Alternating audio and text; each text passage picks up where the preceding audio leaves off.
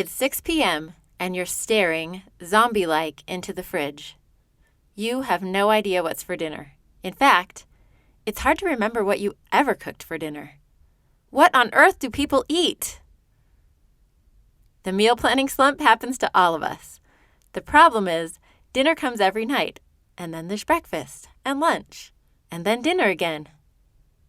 In my treasured 1951 edition of the Mother's Encyclopedia, Laureen Pruitt captured the timeless predicament of a mother chef well, even if the specific foods have changed.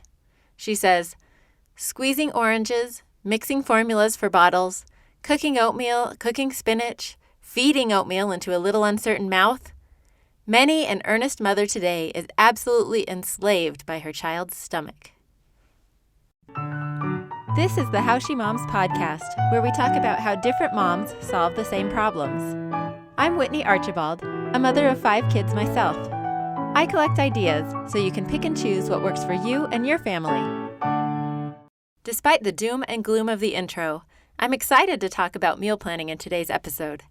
I've talked to some fabulous moms who've found meal planning systems that work for them, and I hope some of their ideas will help make meal planning a little easier for you. In fact, I have so much to say about this topic and so many great ideas to share that today I'm also launching my first ever How She Moms online workshop. I am so excited to launch my workshops. I've been working on the idea for a while now, and I have several different topics in the works. The goal of this first one is that by the end of the meal planning workshop, you'll have your own customized system that fits your personality and your family, including a list of meal ideas to cycle through, your first month of planned meals, and a repeatable, realistic system that can be up and running instantly. This workshop costs only $25 because I want it to be accessible to moms who need it.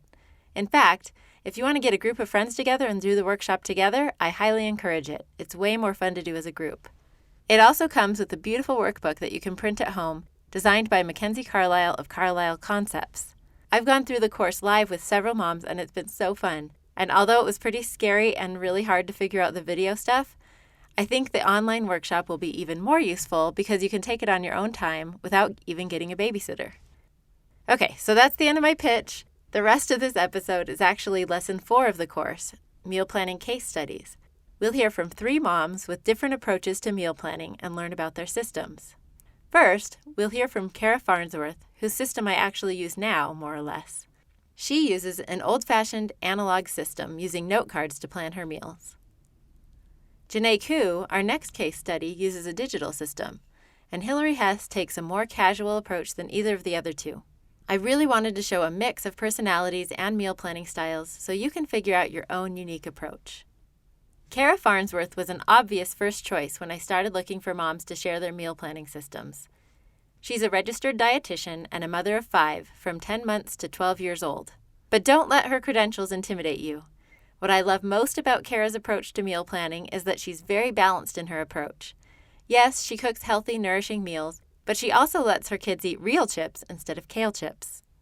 I asked Kara how her background in nutrition affects her strategy for feeding her family.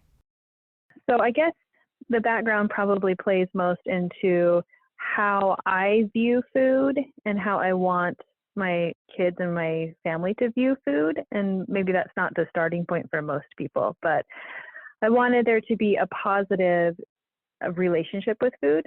And so far we now have a baby girl, but so far we just had boys. And sometimes that's not as big of an issue culturally.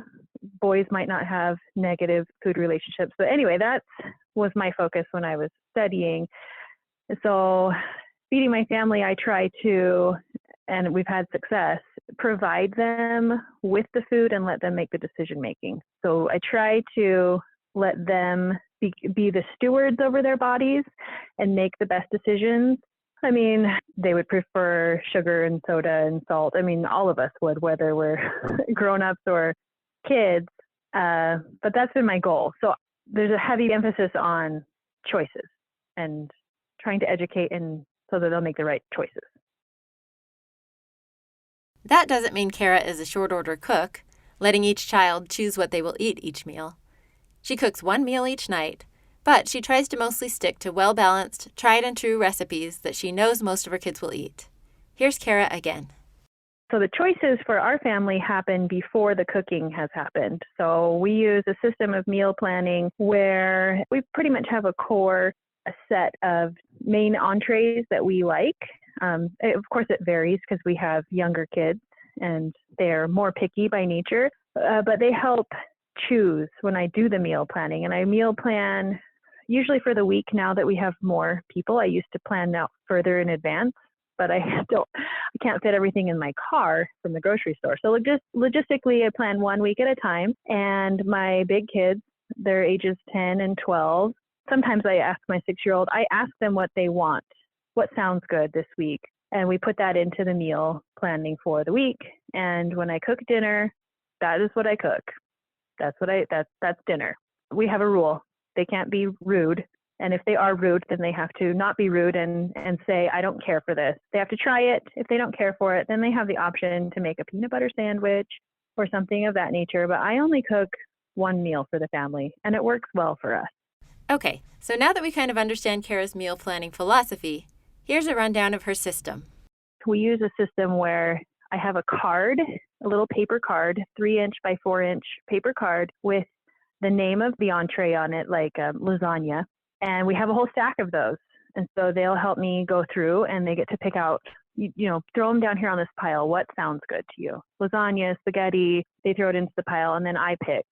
I pick what I'm going to shop for and what day of the week it is. So I guess it's kind of a surprise for them. The idea came from a friend when I lived in Texas. Her name is Brandy Nielsen. I'm going to credit her. She's the genius behind it all. I've just used it for years now. I don't know if she's still doing the same thing, but so we have cards. One side of the card has the entree. The other side has the ingredients that we would need to make it. I have a plastic sheet. It's a sleeve, kind of like what my boys keep Pokemon cards in or basketball cards like that. But it's a scrapbooking thing. So you could go to any craft supply store. Obviously, this is a very physical, tactile way of doing things. Maybe even it's probably old-fashioned nowadays. Lots of people probably use their smartphones or iPads or whatever to meal plan, but I like this method, and it works well for us because my kids can hands-on go through the card stack and say, oh, stew, that sounds good, ham and cornbread, and pulled out of the pile for me. I love it because it takes the stress off of me doing all of the thinking, right? And it jogs their memory, and they're like, oh, this one. And so the cards get grubby and worn and tattered, and it's definitely probably someone else would make it a gorgeous, pretty thing with all of the crafty items out there, and you totally could, and color code, but it's a functional thing to have it in a physical format. So yeah, we keep it magneted, is that the right verb, with a magnet on the side of our fridge. I don't like to have clutter on the front of the fridge, but the side of the fridge is like command central for the house right now. So each page that I have holds 10 or 12 cards. Sometimes I only have 6 cards in there because that's what I've planned and shopped for. But at a glance, we know that we have all of the things after shopping for those main entree dinner items. And that's where we display it on the side of the fridge with a magnet slid down in those sheet protectors. Rather than schedule the week's meals for specific days, Kara likes to keep it fluid so she can decide which of the meals she feels like making each day. I like to, get up in the morning and see what I feel like. Because, different days, different things come up, and you might not have the time to put together the pot pie on Tuesday. You realize 9:30 in the morning, like, shoot, I have all of these things going on and I'm going to need more. So it's nice to have that flexibility. And I just did it yesterday. I planned to do one thing, and then by 1:30 in the afternoon realized I'm not home to start that. So I'm doing my much simpler from a can crock pot style heated up on the stove dinner. So it's nice to already have the ingredients, but ultimately you can pick whatever you want based on your schedule. Kara's stack of tried and true recipes is up to about 100 cards and growing. So I like to try new things, and if they are successful, meaning if I get a positive review and people actually ate it, then they actually will say, put that in the rotation. So I just keep a little stack of the same size cards. I just physically will write down something we've added recently, teriyaki meatballs from Gimme Some Oven, that website. Rave reviews, everybody loved them. I wrote that on the front of the card, and on the back went through that recipe and wrote down all the ingredients. Kara also has great ideas for breakfast and lunch. Her kids mostly eat school lunch now, but when she was packing lunches for them, she packed lunches in bento boxes at night after the kids went to bed and kept them in the refrigerator for the kids to grab in the morning. About twice a week, she'd heat up leftovers in the morning and put them in a thermos. They'd still be warm by lunchtime. This is another trick I've adopted from her, and it's awesome. For breakfast, she used to have a weekly menu for what she'd make each day, so she didn't have to think about it each morning. Now that her kids are getting older, though, and since she has a baby to take care of, the big kids get their own breakfast, and she focuses on feeding the little ones. After school, she lets the kids help themselves to one snack food like chips or crackers, but after that they have to stick to fruits and vegetables until dinner time. She keeps lots of fruits and veggies handy and cut up for easy access. She knows that if they go for these healthy snacks, they're legitimately hungry and not just snacking out of boredom. This reminds me of a great Sesame Street song about sometime food and anytime food, which I sing to my children often. A cookie is a sometime food. Yes, a cookie is a sometime food. But an apple is an anytime food. I'll link to the sketch instead of singing the whole thing for you, but you get the idea. Now it's time to go digital. There are many good reasons to use a digital system for planning your menu. Most obviously because you always have it with you. I actually used a completely digital system until last year, and it worked great for me for years. Janae Ku went digital even before kids. Although the system and specific apps have changed over the years, she swears by it, especially since cooking dinner is not really her thing. Or, I should say, it's not her thing anymore. She liked cooking before kids, but it lost its charm when all her kids want is chicken nuggets and tater tots. Her primary strategy is to cook as little as possible, go to the grocery store as little as possible, and just streamline and simplify however she can. Part of the reason for this is that Janae has lupus, which really limits her energy level, especially by dinner time. On top of that, she can't eat dairy and has to limit gluten. Her daughter is allergic to yeast, and her husband avoids carbs. So what's a girl to do? Automate. Janae uses two main apps in her menu planning system, starting with an app called To Do. Here's Janae. So I have an app called To Do, which I use for everything. I have a lot of recurring to-do lists on there, things I need to buy, errands I need to run, anything from like scheduling kids' appointments to I have the dinners in there. So I'll have just a to-do checklist that has all of the dinners listed that we have eaten in the past and liked. And then the app lets you put a date next to it, put a due date on the task. So it treats it like a task, but I use it as my menu planning. And if I have the things for that recipe and I feel like making that week or in the next couple weeks, I'll put a date next to it. I usually just put a date 2 or 3 weeks out so that there's some flexibility about when I do it. And then I have on my to-do list a task on Tuesdays to actually plan the meals for the upcoming week. I find Mondays are too busy and I don't like doing it on the weekends. So if I'm on my game, I do it on Tuesday. At that planning session, she also adds any ingredients that she doesn't have on hand to one of her shopping lists. On another app, Any List. It allows you to have multiple lists. And then it will also organize it by category of where it is in the store. So I have a list for Costco. I have a list for Walmart. I have a list for just general groceries, which is usually Sprouts. And when you check something off, it doesn't delete it. It keeps it in there. And so you can go in and you can look at your deleted items. And then I just go in and look at what I'm out of and I just uncheck it. And it just goes back on my list. So we're just repeating the same things over and over again, and I don't have to come up with them. It has some cool features. If you do the premium version, your spouse can have the app too, and they can add to the same list as you. But my husband doesn't really put things on lists, so I just email him the list. He does all the Costco shopping because he works near Costco, and so he'll just kind of go on the way home, and then I don't spend as much buying random things that I didn't need. So I will just email him the list. It lets you email the list or share the list with somebody else that has the app or print it, or I think there's a couple other options, but those are the ones we use. I've synced the Any List with Alexa, And most stuff gets added to the list through Alexa while I'm cooking, and realize that I just used the last of something, and I can hands-free add it to a general list that I have on Alexa, or to a couple specific lists that I've synced with Alexa. And the Walmart app too, if you do Walmart pickup, they have the favorites. And so I just go through and pick off the favorites, what I know we're out of, and just don't order the things I know we have. So many great ideas there, especially the idea of the recurring grocery list items, so you don't have to reinvent the wheel every time you make a grocery list. Genius! The next app she uses, though not as regularly, is Google Sheets to keep track of what she already has. I'm kind of a little bit of a food hoarder.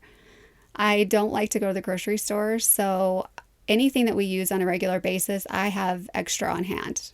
And sometimes I forget what I have, and things get buried in the freezer or in the cabinets.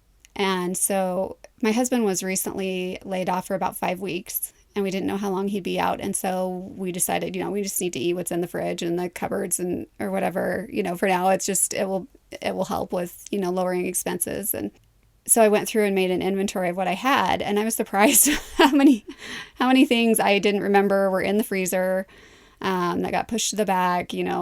Hamburger or something that I had already cooked and frozen extra of, things like that. So that's one thing I'm working on right now. I have not gotten that completely going, but keeping an inventory of what is in my garage fridge and what's in my inside fridge and freezer.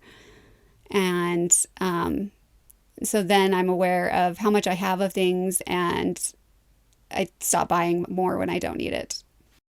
And finally, when she wants to try something new or keep track of recipes she finds online, Janae uses Pinterest.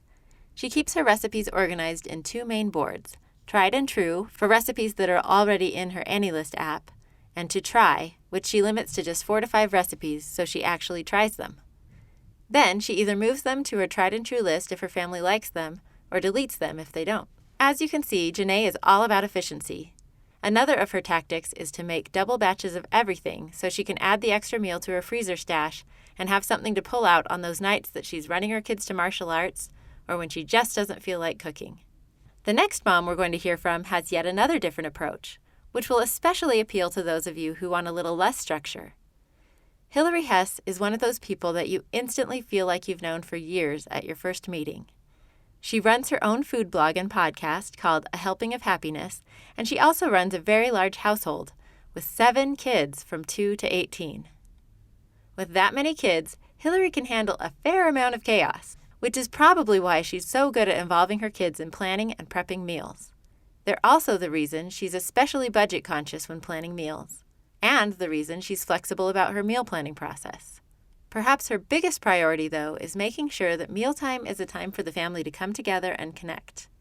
She also really tries to expose them to as many nutrient-dense foods as possible so they can grow up to like food that really fuels their body.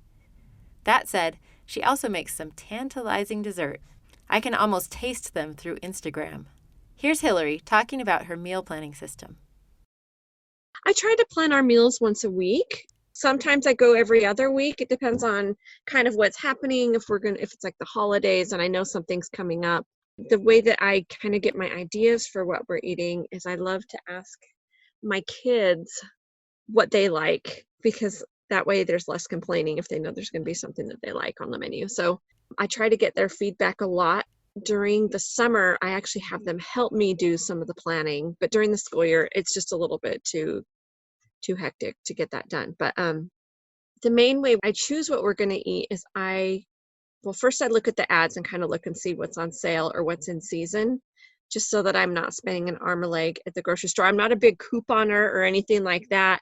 I just kind of see, chicken breasts are, under $2 a pound or something. We'll do chicken this week, or beef's on sale. Another factor is kind of what I have in my freezer. If I know that I've got certain things in there that would be easy to use up. And then the main thing is that I look at my calendar and see what is happening during the week. Are we going to be maxed out most days of the week? And I'm going to need like a crock pot meal, something we can just open up and eat.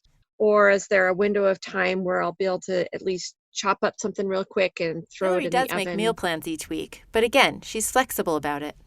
I'm not super rigid that it's the same day every week, but I do it before I go to the store. That way I'm not just willy-nilly grabbing anything in sight. And I do put on a wipey board in my kitchen every day of the week and what we're eating, because the kids are just always hounding me. And I'm not always going to stick to it. Usually I'll stick to what's up there, but not necessarily on the day. Maybe something comes up and I don't have time to make whatever it is that I chose to make on, like, we'll say for Monday, let's say that I had a sheet pan dinner that day, but then I'm looking at the calendar and realizing that really I need to make something like a roast or a chili or something, because I'm not going to have 20 minutes before we're going to eat to pop something in the oven. I need to just open the pot and eat right away because we have something else coming after. Or on the days that maybe we'll have a little bit more time, I'll be prepping right before we eat. But I usually do most of my dinner prep at lunchtime, just because that's about when I have time to do it. It's such trial and error, and it really depends on the day. The thing that I love about the meal plan is that the kids aren't hounding me about what is for dinner, because I hate it when they are all asking me that, and I'm like, I don't know, we'll eat something, quit asking. So writing on that wipey board, they just go, I'm like, just go look at the wipey board. I can't remember. Go see what we're having. I don't know. But it also helps me to look at the wipey board and see a couple days in advance. Oh, I should probably pull that beef roast or pork roast out of the freezer on Tuesday if we're going to be eating it on Wednesday or Thursday, so it has time to thaw. Or it kind of keeps it better for me than just having, I used to just have a list, but then I would lose my list, or I wouldn't look at it, on the wipey board. It's in my face all the time, so every time I walk by. So that really helps. One of Hillary's greatest superpowers is teaching her kids to be competent in the kitchen. On the weekends, they're helping a lot more than during the week. They're really good at getting their own breakfast and lunch now. I really only get lunch for the 2-year-old and the 4-year-old now, which is just such a life change. We just started that this school year, that even my 3rd grader does her lunch completely by herself. So that's been really, really great. So they are in the kitchen on their own. They do eggs or pancakes or whatever hot thing they want, or they just have cereal, whatever they want. But we do during the summer and during the school breaks, we do this too. So if there's a Christmas break or, spring break or whatever, we'll have a chef of the week, and that child will help me plan out our meals that we have, and will help with all the meal, well, not all the meal prep. I'm not having them. Well, the older kids could do all the meal prep, but they're doing a lot of the meal prep with me. So shredding the cheese, cutting, doing things like that. As far as the day-to-day, I do call out. One of my boys loves to shred cheese. So if he's home when I'm making dinner, I'll say, I need my cheese shredder, come shred the cheese. Or my 2-year-old is obsessed with everything in the kitchen. So he's always grabbing a chair and wheeling it to the counter where I'm working. And so I'll just give him a butter knife and something soft to chop up so he can feel like he's part of it. Or I'll let them scoop the flour in or whatever if it's my younger kids that are helping. So they just want their hands on, and I've noticed that if they're in there feeling the food and handling it, that they're so much better about eating it. And sometimes they will eat the veggies better raw before they're even cooked than they will after it's made, and I'm good with that. As long as they're eating some of that good stuff during the prep, I don't have to push it at dinner time. I love to have them involved. I think it's so good for them just to not be quite so picky in their eating is part of that strategy. And then I also just want them to be able to take care of themselves when they are grown up. And it really helps me when they know how to cook, because I can say, go make this or go make that. I'm running somebody somewhere. Hillary is also the queen of rollover meals. In fact, she's working on a cookbook full of rollover ideas.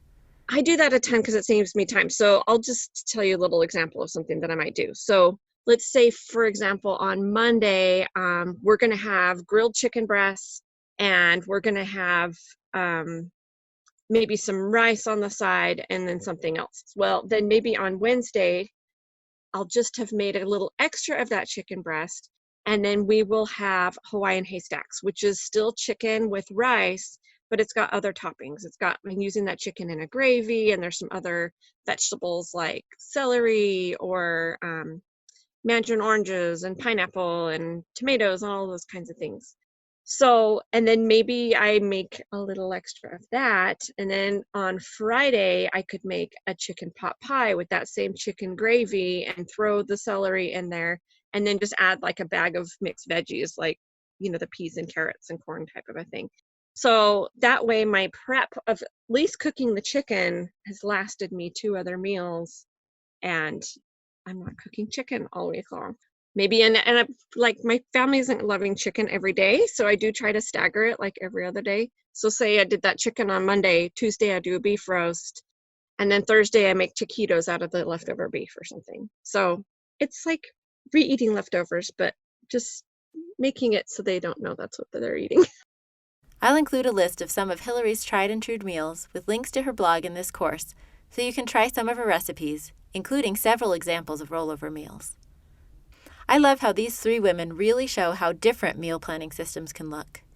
Even if you use some of their same strategies and tactics, your system will be yet another unique solution to this meal planning dilemma we all face. If these moms inspired you to revamp your own meal planning system, I hope you'll join me for my online class. I do a lot of the work for you, compiling lists of possible strategies and tactics so you don't have to start from scratch. You can just pick the ones you like. You can fill out the workbook as we go along, and voila, you have your own customized system by the end. You can access the course right at howshemoms.com. Thank you for listening to the How She Moms podcast. If you like it, tell a friend. The bigger the community, the more ideas. There are lots of ways you can add your ideas to the How She Moms community. We have a new Facebook group where we share ideas about upcoming topics and help each other solve problems we're facing in motherhood. You can also follow How She Moms on Instagram for quick tips and ideas. And you can go to howshemoms.com where you'll find transcripts of episodes and lots of other great resources. Special thanks to my mom, Susan Singley, for recording my theme music. She played this song all the time when I was growing up, and to me, it's the soundtrack of motherhood.